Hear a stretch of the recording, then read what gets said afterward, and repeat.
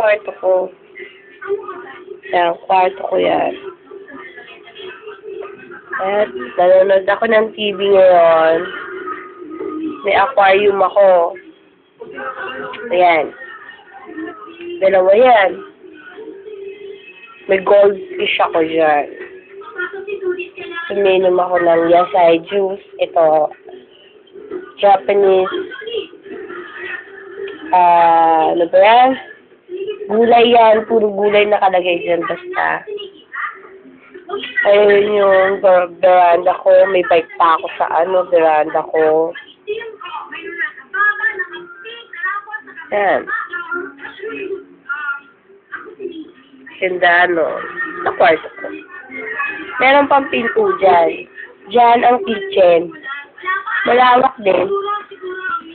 Malawak din siya. Yan. Madilim, diba? Sabi sa'yo, madilim eh. Yan. Ito ang kitchen. Ito ang door ko sa labas. Ito, ayan pa, may aquarium pa akong isa sa ito yung sofa ko.